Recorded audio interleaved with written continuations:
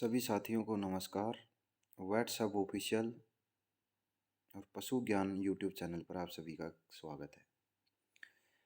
आज हम हमारी एमसीक्यू सीरीज का ये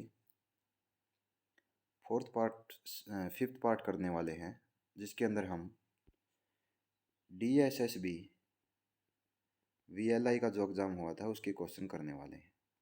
इसके बाद हम जैसे भी जो एग्ज़ाम्स हुए हैं उनको कवर करने की कोशिश करेंगे। पहला क्वेश्चन देखिए, which is not the correct pair representing animal and it's approximate gestation period.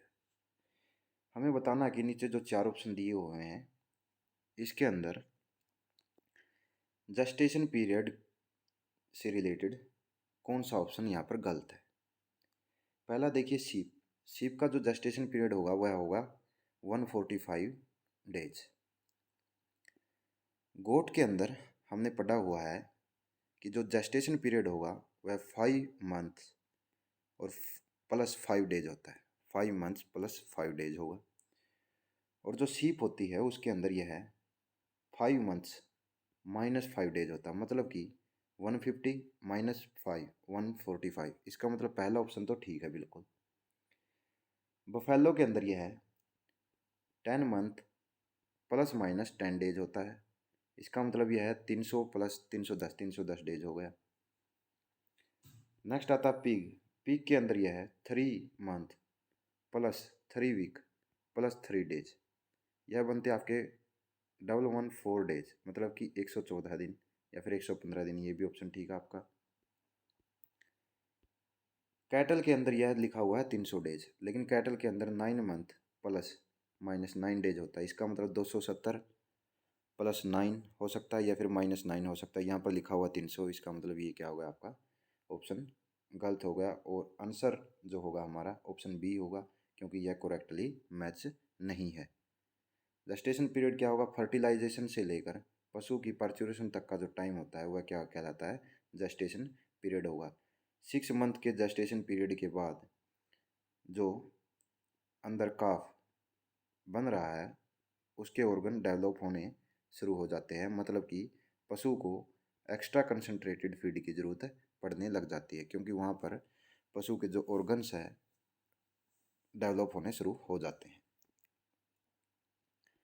देखा गया कि मेयर के अंदर मोस्टली जो पर्चुरेशन होता है मेयर के अंदर वह रात को देखने को मिलती है। रात को देखने को मिलती है मोस्टली केसेज के अंदर।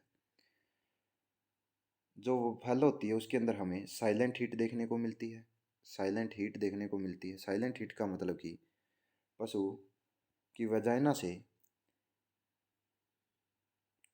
क्लियर डिस्चार्ज तो देखने को मिलता है, क्लियर डिस्चार्ज तो देखने को मिलता है, लेकिन उसके द्वारा जो बिहेवियरल साइन होते हैं, माउंटिंग करना, ये उसके अंदर दिखाई नहीं देते। काऊ को काऊ को लॉन्ग डे ब्रीडर, बफेलो को शॉर्ट डे ब्रीडर और मेयर को लॉन्ग डे ब्रीडर बोला जाता है।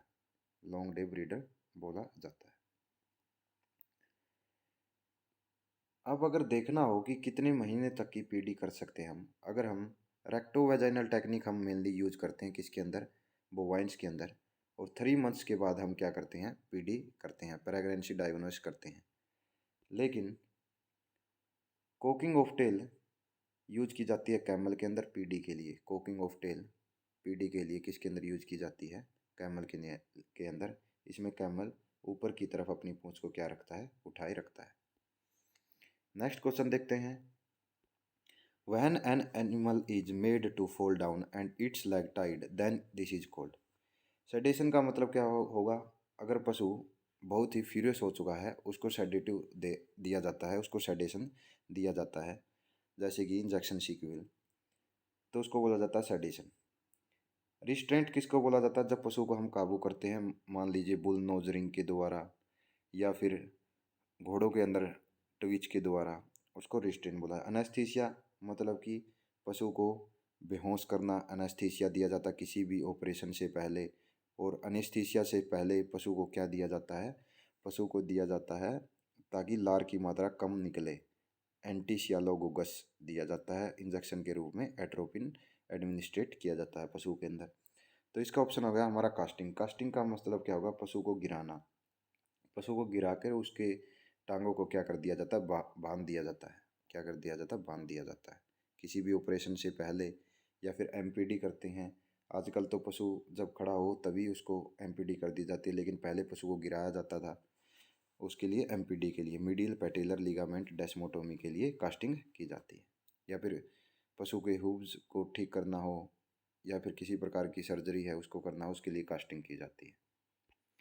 What time is preferred for the collection of semen. Semen के कलेक्शन के लिए कौन सा टाइम प्रेफर किया जाता है। हमने पढ़ा हुआ है कि बुल के अंदर एक वीक के अंदर 2 से 3 बार हमें क्या करना चाहिए, सीमन कलेक्शन करना चाहिए। और सबसे सही स्टेबल जो ऑप्शन होता है वो होता है 2 बार। 2 बार ही हमें करनी चाहिए। कब करना चाहिए, early in the morning. Early in the morning करना चाहिए, और बिफोर फीडिंग, फीडिंग से पहले करना चाहिए। क्या करना चाहिए, सीमन कलेक्शन किसी भी बुल से। नेक्स्ट क्वेश्चन आता है हमारा, what is the first stage of पर्चुरेशन। पर्चुरेशन की तो 3 स्टेजेज होती है। फर्स्ट जिसके अंदर डायलेशन ऑफ सर्विक्स होता है, सर्विक्स का खुलना। सेकंड के अंदर एक्सपल्सन ऑफ फीटस, फीटस का बाहर आना। और थर्ड होता है प्लेसेंटा का बाहर आना। क्या होता है, प्लेसेंटा का बाहर आना, या फिर इनवोल्यूशन बोला जाता है जिसको, इनवोल्यूशन। ये थर्ड स्टेज होगी। फर्स्ट स्टेज के अंदर लगभग 30 मिनट से लेकर 1 घंटा तक का समय लगता है, जिसके अंदर क्या होगा, डायलेशन ऑफ सर्विक्स होता है। सर्विक्स के खुलने के बाद डायलेशन ऑफ सर्विक्स, और सर्विक्स को बोला जाता है neck of womb. Neck of womb, womb भी बोला जाता है। इसके बाद यूट्रस की कॉन्ट्रैक्शन के बाद फीटस को क्या कर दिया जाता है, बाहर निकाल दिया जाता है।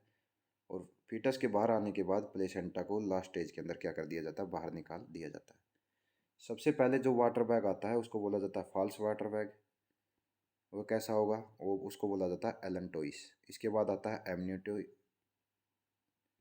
एमनियोटोइक, जिसको ट्रू वाटर बैग बोला जाता है। Involution of uterus third stage होगी। Expulsion of placenta, delivery of newborn, ये आपकी सेकंड स्टेज होगी। एक्सपेल्सन ऑफ फीटल मेम्ब्रेन, या फिर involution of uterus. Involution of uterus का मतलब होगा डिलीवरी के बाद, या फिर एक्सपेल्सन ऑफ यूट्रस या डिलीवरी ऑफ न्यूबॉर्न के बाद, जब यूट्रस अपनी दोबारा से पहले वाली पोजीशन के अंदर या फिर स्टेज के अंदर आ जाता है, तब उसको बोला जाता है इन्वोल्यूशन, जिसके पशु के अंदर 40 से 45 दिन का समय लग जाता है इन्वोल्यूशन के लिए। The T shape uterus is present in which of the flowing species. Species के अंदर कैटल के अंदर हमने देखा कि वाई शेप का यूट्रस होता है। बिच के अंदर हमने देखा कि वी शेप का यूट्रस होता है। कैमल के अंदर वाई और टी के बीच का होता है। मेयर के अंदर टी शेप का होगा। मेयर के अंदर क्या होता है, टी शेप का यूट्रस होता है। Which of the following is the highest milk producing dairy cattle. Ayrshire, देखिए आयरशायर का हमने पढ़ा था कि यह मोस्ट ब्यूटीफुल ब्रीड होती है। आयरशायर से टेलर ब्रीड बनाई गई थी। एक क्रॉस ब्रीड थी, जो कि पटना की एक लोकल ब्रीड और आयरशायर के क्रॉस से बनाई गई थी। टेलर ब्रीड सबसे पहले क्रॉस ब्रीड बनाई गई थी यही। ब्राउन स्विस स्विट्जरलैंड की थी, और सबसे ज़्यादा लैक्टोज इसी के दूध के अंदर था। और सबसे अच्छी क्वालिटी का बीफ भी ब्राउन स्विस से मिलता है। गर्मी को सहन करने की क्षमता सबसे ज़्यादा होगी। जर्सी, जर्सी हमारे जो एनवायरनमेंट है इसके अंदर सबसे सुटेबल होती है। जर्सी का लैक्टेशन पीरियड सबसे लंबा होता है।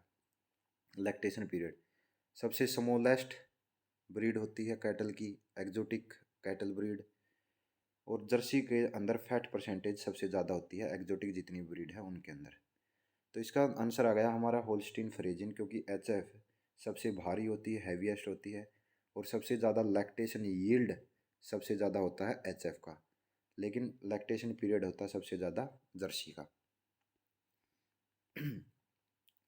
नेक्स्ट आता है the bulbourethral gland in males are called. Testicle बोला जाता नहीं, टेस्टिकल दो होंगे। लेफ्ट टेस्टिकल बड़ा होता है राइट टेस्टिकल से। टेस्टिकल स्क्रोटम के अंदर डिसेंड करते हैं। बॉडी के साथ संपर्क इनका सप्रमेटिक कॉर्ड के द्वारा होगा। जो टीजर बुल होते हैं जिनका यूज किया जाता है, पशु हीट में है या नहीं डेयरी के अंदर, ऐसी डायग्नोसिस के लिए टीजर बुल का यूज किया जाता है। वे होते हैं वैसोकोटोमाइड बुल होते हैं। Prostate gland, prostate gland dogs के अंदर एक ही ग्लैंड होती है, प्रोस्टेट ग्लैंड। इसका इसका काम होता है पीएच को बैलेंस करना। और सेमिनल वेसिकल ग्लैंड का काम होता है ज़्यादा से ज़्यादा सेक्रेशन देना स्पर्म को, स्पर्म के को फ्रुक्टोज देना, स्पर्म को ग्लूकोज देना। ये काम होता है सेमिनल वेसिकल ग्लैंड का। जो बुल्बो यूरिथ्रल ग्लैंड होती है, काउपर ग्लैंड, इसका काम होता है यूरिथ्रा को साफ करना। अगर कोई भी यूरिन की ड्रॉप्स है उसको साफ करना। सबसे ज़्यादा डेवलप होती है किसके अंदर? पीक के अंदर। किसके अंदर? पीक के अंदर। नेक्स्ट आता है which of the following is not a method of identification of a farm animals. Ear tagging बिल्कुल हम यूज करते हैं, ईयर टैगिंग का। टैटूइंग करते हैं कान के बेस के ऊपर या छोटे जो पशु होते हैं उनके अंदर किया जाता है। ईयर नोचिंग स्वाइन के अंदर यूज किया जाता है। आजकल इसको यूज नहीं किया जाता क्योंकि इससे बहुत दर्द होता था पशु को, स्वाइन को, ईयर नोचिंग के अंदर। तो रिमेम्बरिंग ऑफ इट्स कलर यह एक आइडेंटिफिकेशन का मेथड नहीं है। इसके अलावा आइडेंटिफिकेशन का मेथड है ब्रांडिंग।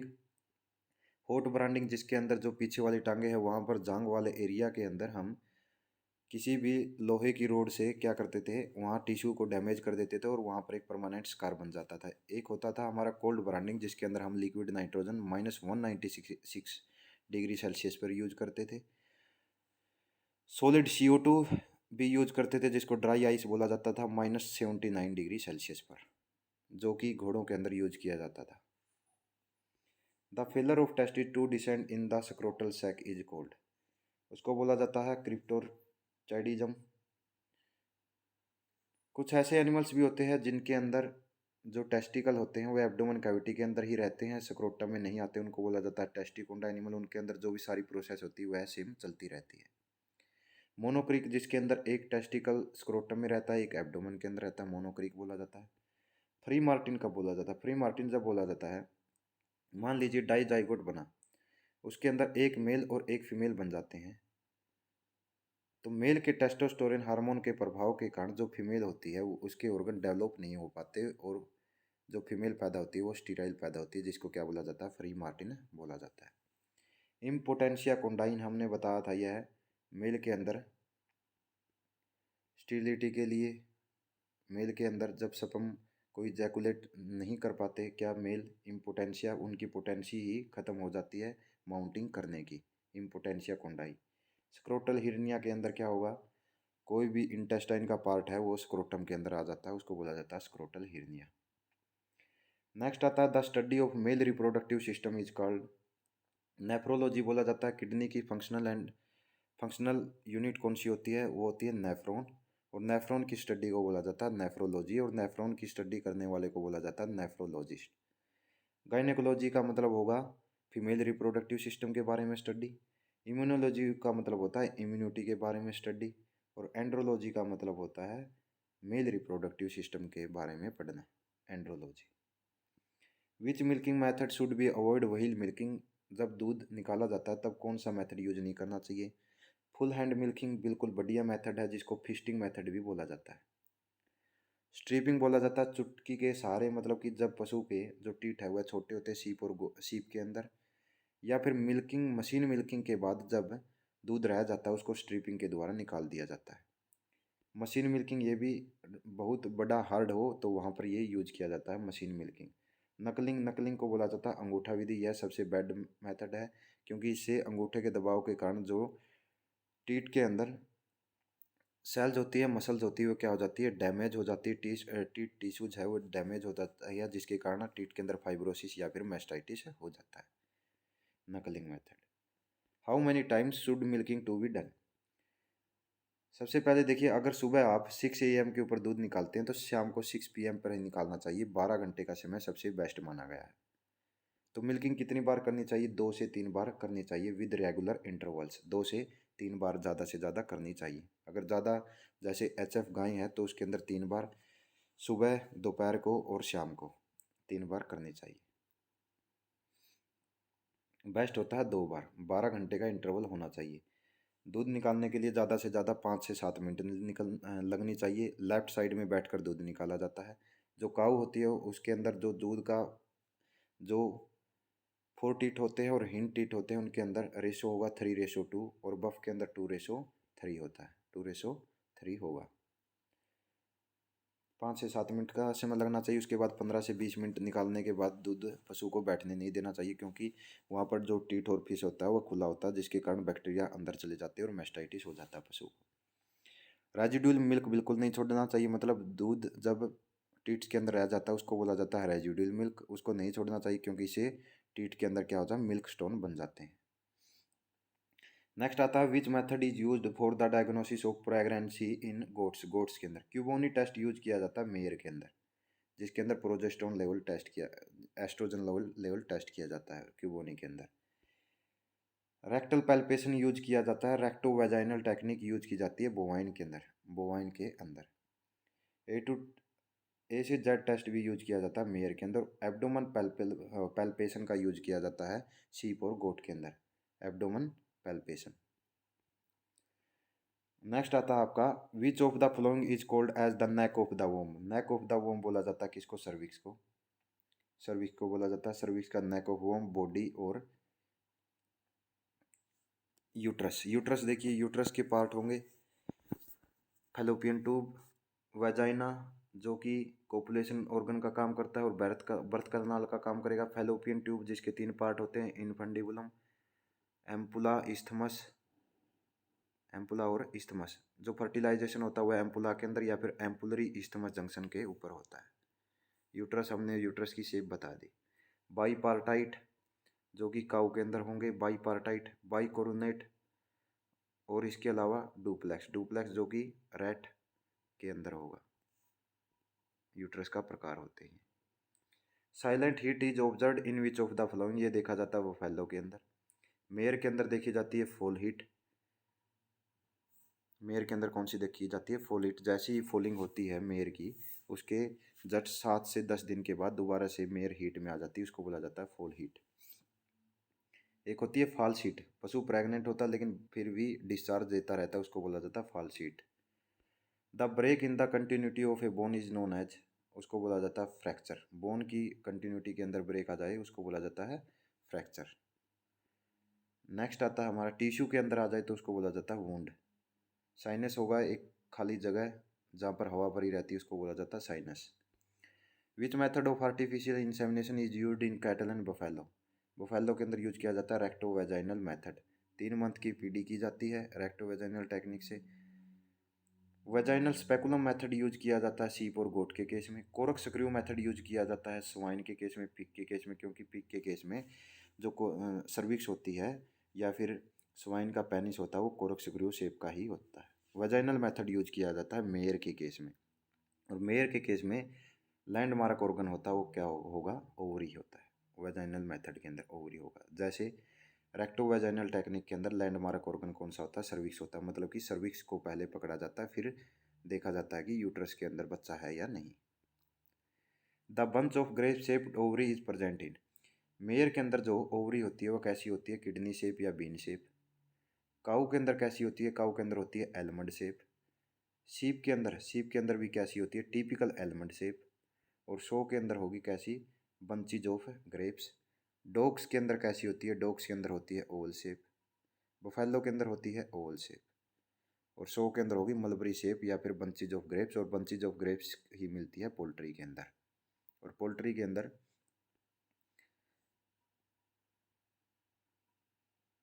कौन सी होती है, पोल्ट्री के अंदर ओवरी कैसी होती है, बंचीज ऑफ ग्रेप्स के रूप में होती है। लेफ्ट ओवरी कैसी होती है, फंक्शनल होती है।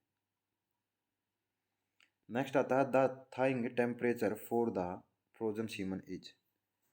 37 से 40 डिग्री फॉर 30 सेकेंड, यही क्या होता है टेम्परेचर, बिल्कुल बढ़िया माना जाता है 30 सेकेंड के लिए 37 से 40 degree. Which of the following is the primary sex organ of the female reproductive system, या क्या होगा, टेस्टिकल होगा। एपिडिडाइमस भी इसी का पार्ट होता है। टेस्टिकल, रेटी टेस्टिस, उसके बाद एपिडिडाइमस और वासा डेफरेंस, उसके बाद सिग्मोइड फ्लेक्सर। पेनिस फाइब्रोसिस या फिर वेस्कुलर होगा। फाइब्रोसिस होगा बोवाइंस के अंदर, वेस्कुलर होता है हॉर्सिज के अंदर। और ओवरी, राइट ओवरी और लेफ्ट ओवरी 2 प्रकार की होती है, राइट ओवरी और लेफ्ट ओवरी। राइट ओवरी ज़्यादा क्या होती है, फंक्शनल होती है, क्योंकि लेफ्ट वाली साइड में क्या होता है, लेफ्ट वाली साइड में रूमन होता है, उसके कारण राइट ओवरी ही ज़्यादा फंक्शनल होती है। जैसे किडनी है, लेफ्ट किडनी को क्या बोला जाता है, शिफ्टिंग किडनी या फिर फ्लोटिंग किडनी बोला जाता है, वो भी रोमन की प्रेजेंस के कारण ही होता है। Find the incorrect pair for the flowing. इसके अंदर देखिए, नीडल होल्डर का मतलब क्या होगा, जो नीडल को होल्ड करे। स्कैल्पल का मतलब क्या होता है, स्कैल्पल का यूज किया जाता है sharp cutting of tissue, tissue को शार्प कटिंग के लिए। एक होता है बीपी ब्लेड, एक होता है स्कैल्पल। एक होता है आर्टरी फोर्सेप, आर्टरी को होल्ड करने के लिए ताकि ब्लीडिंग को रोका जाए। और टिश्यू फोर्सेप का यूज किया जाता है to cut the tissue. Tissue forcep का यूज किया जाता है होल्ड करने के लिए टिश्यूज को ऊपर उठाने के लिए, और कट करने के लिए यूज किया जाता है स्कैल्पल का। नेक्स्ट आता है caesarean section is indicated in which of the flowing. अगर पशु को टिम्पैनी हो जाए तो ट्रोकार व कैनुला का यूज किया जाता है। लेफ्ट फ्लैंक के अंदर परिंग करते हैं और सारी की सारी गैस को क्या कर देते हैं, निकाल देते हैं। उसके बाद उसके अंदर मस्टर्ड ऑयल, टीटी ऑयल, ब्लोटासिल, ये क्या कर दी जाती है, रूमन के अंदर डायरेक्टली इंजेक्ट कर दी जाती है। कॉन्स्टिपेशन का मतलब क्या होगा, कब्ज होना। इसके लिए मैग्नीशियम सल्फेट परगेटिव का यूज किया जाता है। इंटेस्टिनल ऑब्स्ट्रक्शन का मतलब क्या होगा, इंटेस्टाइन के अंदर कोई भी ऑब्स्ट्रक्शन हो जाती है जिसके कारण गैसेज बनना क्या हो जाती है, पशु के अंदर स्टार्ट हो जाती है। डिस्टोकिया का मतलब होता है डिफिकल्टी इन काविंग। काविंग के अंदर जब डिफिकल्टी आए तो उसको डिस्टोकिया बोला जाता है। ज़्यादा कॉम्प्लिकेटेड जब डिस्टोकिया आता है तो सिजेरियन सेक्शन किया जाता है, मतलब कि ऑपरेशन से बच्चे को बाहर निकाला जाता है। नेक्स्ट आता है हमारा इनकोरेक्ट पेयर बताना हमें। डायरोफिलेरिसिस हार्टवॉर्म को बोला जाता है, स्पाइरोसेरकोसिस बोला जाता है ईसोफेगल वर्म को, और थेलेजियस बोला जाता है आई वर्म को, और वर्मीशियस निमोनिया बोला जाता है हार्ट वर्म को। अब देखिए कैसे आंसर लगाना है था इसका। यहीं से देखिए निमोनिया आ गया आपका। निमोनिया किससे रिलेटेड है, लंग से रिलेटेड। इसका मतलब यहाँ पर हार्ट वर्म की जगह पर क्या होना था, लंग वर्म होना था। सीधा डायरेक्ट आंसर लग गया। यह आप याद कर सकते हैं। आई वर्म को थेलेजिया, ईसोफेजियल वर्म को बोला जाता है स्पाइरोसिरोसिस, और हार्ट वर्म को बोला जाता है डायरोफिलेरिसिस। नेक्स्ट आता है हमारा, which is the causative agent of haemorrhagic septicaemia. मतलब कि एचएस का बताना है। एचएस क्या है, एक बैक्टीरियल डिजीज है, बैक्टीरियल डिजीज है। पेस्ट्यूला multocida 3 ml deep intramuscular vaccine लगती है। नेक के नीचे की तरफ क्या आ जाती है, स्वेलिंग हो जाती है, सांस लेने में दिक्कत आती है, जिससे क्या हो जाती है, पशु की मौत हो जाती है। HS, haemorrhagic septicaemia. नेक्स्ट आता है हमारा, विच of the following is the primary sex organ of female reproductive system. वह होगी ओवरीज। ये इनके बारे में बार बार पढ़ चुके हैं हम। इन्फ्लेमेशन ऑफ द अडर क्या होता है, मेस्टाइटिस। नेफ्राइटिस नेफ्रॉन की। अर्थराइटिस किसकी होगी, जोड़ों के सूजन को क्या बोला जाता है, अर्थराइटिस बोला जाता है। सिस्टाइटिस बोला जाता है सिस्ट, या फिर हम बोल सकते हैं ब्लैडर के अंदर सिस्टोग्राफी की जाती है, और सिस्ट की स्वेलिंग को सिस्टाइटिस बोला जाता है, या फिर यूरिनरी ब्लैडर की। What is the use of the artery forcep. Artery forcep का यूज क्या किस लिए किया जाता है, to hold the tissue, tissue forcep use किया जाता है। To drench medicine to small animals, drenching bamboo. To open the abscess scalpel, और to check the bleeding by pressing artery at the time of operation. तो artery forcep का use किया जाता है, arteries को दबा दिया जाता है जिससे कि ब्लीडिंग बंद हो जाती है। What is the normal and usual gestation period of bitch. Bitch का कितना होता है, बीच का होता है 2 मंथ प्लस 2 डेज, मतलब कि 62 दिन। 62 दिन होगा बीच के अंदर। Which of the following is the type of infectious disease. देखिए पॉइजनिंग किसी से भी हो सकती है, यूरिया की पॉइजनिंग हो सकती है, या फिर फूड टॉक्सिसिटी हो सकती है। डेफिशिएंसी कैल्शियम की कमी से ओस्टोमलेशिया, रिकेट्स हो सकता है, या फिर ओस्टियोफोरोसिस हो सकता है। मेटाबॉलिक डिजीज जैसे कि कैल्शियम की कमी से मिल्क फीवर हो जाए, कार्बोहाइड्रेट के मेटाबॉलिज्म बिगड़ने से कीटोसिस हो जाए, वह होगी मेटाबॉलिक डिजीज। तो इन्फेस्टियस डिजीज कौन सी है, viral disease. Foul typhoid is the disease of, ये क्या है, फाउल से बन रहा है कि पोल्ट्री की, यह एक क्या है, डिजीज है, फाउल टाइफाइड। नेक्स्ट आता है, which of the following is the absorbable surgical suture material. इसके अंदर कौन सा है जो एब्जॉर्ब हो जाए, वह होता है कटगट, जो कि इंटेस्टाइन की सबम्यूकोजा से बनाए जाते हैं। अकॉर्डिंग शीप की सबम्यूकोजा से। According to the area of spread the disease that have world wide distribution are known as pandemic. जैसे कि कोरोना का था पेंडेमिक। स्पोरेडिक जो कि एक एरिया के अंदर हो, जूनोटिक जो कि एक पशु से ह्यूमन बींग्स के अंदर भी फैल जाए। विच of the following is the non absorbable suture बताना था हमें, वो होता है कॉटन। नॉन एब्जॉर्ब कटकट भी क्या होता है, एब्जॉर्बल होता है। पॉलीग्लाइकोल और फैसिया लैटा, ये सारी ये किससे बना जाता है, जो मसल्स के ऊपर सिकोजा मसल्स होती है ना, मसल्स के ऊपर एक लेयर होती है उसके, वो उससे बना जाता है fascia lata. The disease that are transmitted from parents to offspring, उसको बोला जाता है हेरिडिटी डिजीज। कंजेनाइटल जो जन्म से ही, जैसे कि एट्रीसिया एनाई, एट्रीसिया एनाई बचपन से ही जो रेक्टम होगा वो क्या होता है, खुला हुआ नहीं होता। एक्वायर्ड जन्म लेने के बाद जो बीमारी आ जाती है, इम्यून डिजीज, इम्यूनिटी की कमी से हो जाती है। Which instrument is use to remove the gases from human, trocar व कैनुला। ब्रूडिजो का उपयोग कास्ट्रेशन के लिए, स्कैल्पल का उपयोग टिश्यू को कट करने के लिए, आर्टरी फोर्सेप का यूज आर्टरी को दबाने के लिए ताकि ब्लीडिंग बंद हो जाए। The study of female reproductive system क्या होता है, gynaecology. Which of the following is a polyestrous animal, polyestrous animal क्या होगा, जो रेगुलर इंटरवल के बाद क्या आ जाए, हीट के अंदर आ जाए। बीच साल के अंदर 2 बार हीट के अंदर आती है। मेयर, मेयर क्या आती है, एक सीजनल पॉलीस्टस होगी। और काउ क्या होती है, पॉलीस्टस होगी, जो रेगुलर इंटरवल के बाद। वाइल्ड एनिमल्स मोनोस्टस होते हैं। जैसे कि मेयर है, ऑटम सीजन के अंदर सबसे ज़्यादा हीट के अंदर आती है। लॉन्ग डे ब्रीडर होती है, लॉन्ग डे ब्रीडर होती है। In Muslim region the consumption of खलिस्तान इज फॉरबिडन, पोरक मतलब कि सूअर के मांस को खाना फॉरबिडन किया जाता है। बीफ को किया जाता है हिंदू रिलीजन के अंदर। चिमोन बोला जाता है कोट के मीट को, और व्हील बोला जाता है काफ के मीट को। मटन बोला जाता है सीप के मीट को। हिरन के मांस को वेंसियन बोला जाता है। कैरा भी बोला जाता है भैंस के मांस को। पोल्ट्री को बोला जाता है चिकन। किस प्रकार के रोग की अवधि अत्यंत छोटी होती है, एक्यूट, पर एक्यूट की सबसे छोटी होती है, कुछ ही घंटे और कुछ ही दिन होते हैं। कुछ ही घंटे इसके अंदर हो गए, पर एक्यूट के अंदर कुछ घंटे होते हैं एक्यूट के अंदर, और सब एक्यूट के अंदर कुछ वीक्स होते हैं, क्रोनिक के अंदर कुछ मंथ या कुछ ईयर्स होते हैं। पर एक्यूट के अंदर जैसे कि anthrax. Which of the following is the synonym of ruminal tympany, ruminal tympany को बोला जाता है ब्लोट। इंटेस्टिनल ऑब्स्ट्रक्शन के कारण इंटेस्टाइन के अंदर रुकावट आ जाती है, जिससे गैसेज बनना शुरू हो जाती है। वैगस इंडाइजेशन और सिंपल इंडाइजेशन, ये टर्म बेसिक टर्म है। नेक्स्ट आता है हमारा, people belonging to which of the following religion practice the halal method, कौन यूज करते हैं, मुस्लिम लोग यूज करते हैं हलाल मेथड। हलाल मेथड, हलाल कर देना। पंचायती राज 1959 के अंदर कौन लेकर आया था, जवाहरलाल नेहरू लेकर आए थे। महात्मा गांधी ने ग्राम पंचायत का सपना देखा था। सरदार वल्लभ भाई पटेल ने क्या किया था, यूनिटी लाने का काम किया था। सबसे बड़ा स्टैचू गुजरात के अंदर है, जो कि लगभग 182 मीटर का है। देख लेना 182 थी कि कितनी थी। विच of the following is the correct sequence of the marketing channel, सबसे पहले प्रोड्यूसर होते हैं, फिर ब्रोकर आते हैं, फिर होलसेलर के पास जाएगा, फिर रिटेलर के पास, और फिर कस्टमर के पास। Who occupies the central position in the learning situation, learning situation होती है तब उसके अंदर सेंटर के अंदर कौन होता है, उसके अंदर होता है लर्नर। लर्नर कहाँ पर होता है, सेंटर के अंदर।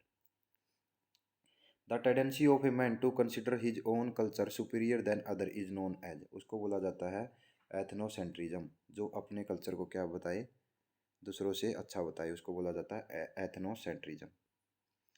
एपिनेफ्रिन, जिसको milk holding, milk holding hormone भी बोला जाता है, epinephrine is indicated in which of the flowing, बोला जाता है एनाफाइलिक्सिस के अंदर बोला जाता है। एलर्जी के अंदर ईओसिनोफिल की संख्या बढ़ जाती है। पैरास और हाइपरटेंशन, जब ब्लड प्रेशर ज़्यादा हो जाए।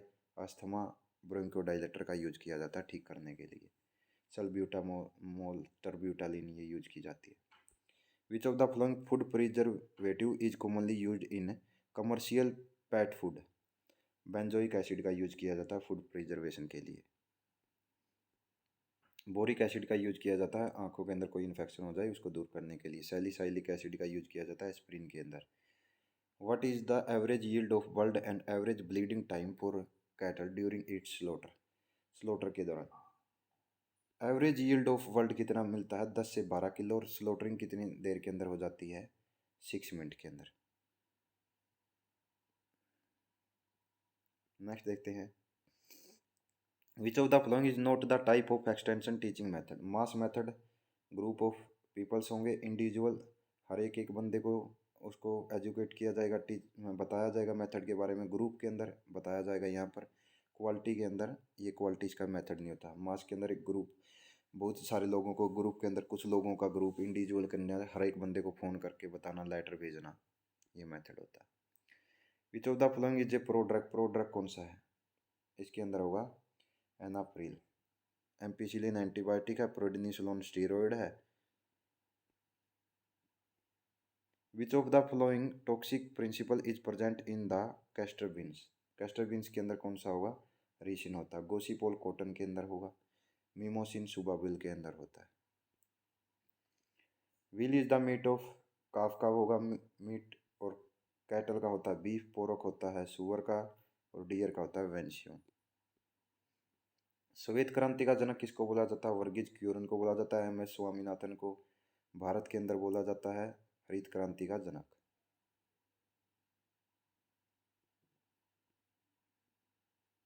How many goats are present in one unit? One unit के अंदर कितनी गोट्स प्रेजेंट होती है? 10 गोट्स और एक बक।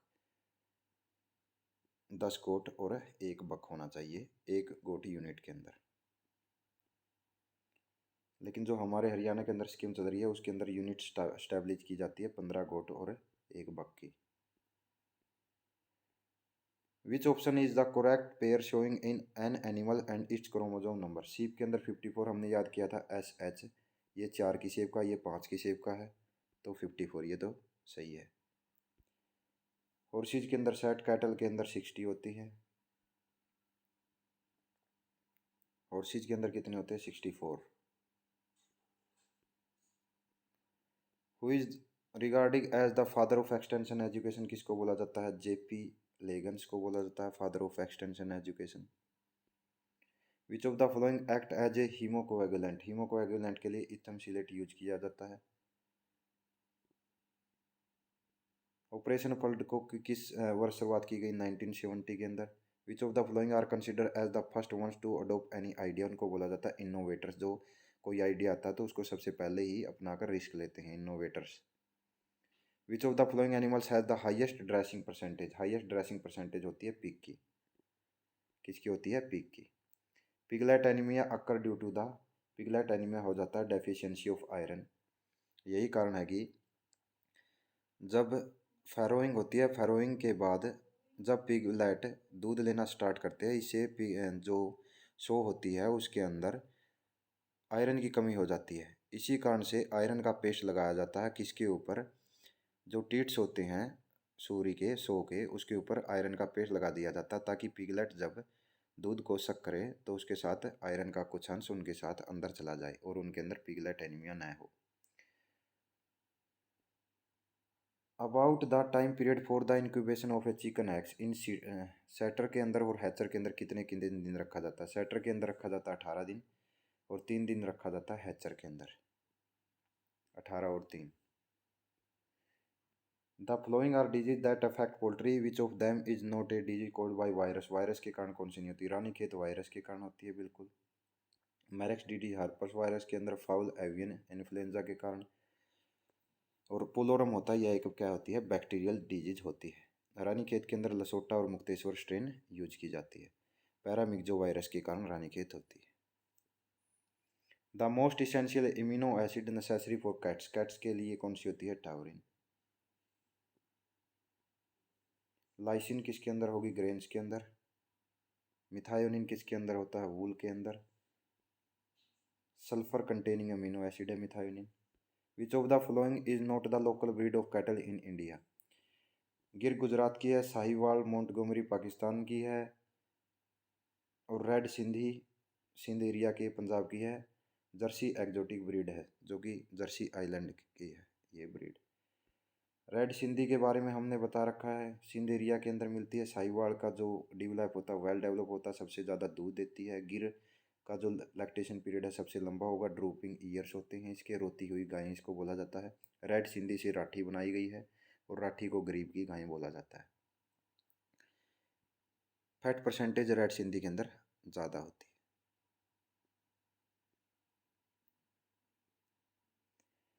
कोप्रोफैजी और Pseudomonas is observed in rabbit. Rabbit दो प्रकार का मल त्याग करता है, एक हार्ड और एक मुलायम। हार्ड दिन के समय, मुलायम रात के समय। रात को यह अपना फीकल मटेरियल कंज्यूम कर लेता है, दोबारा से उसको बोला जाता है कोप्रोफैजी या फिर सूडोमोनास। 3 वीक्स की एज के अंदर यह स्टार्ट हो जाता है रैबिट्स के अंदर।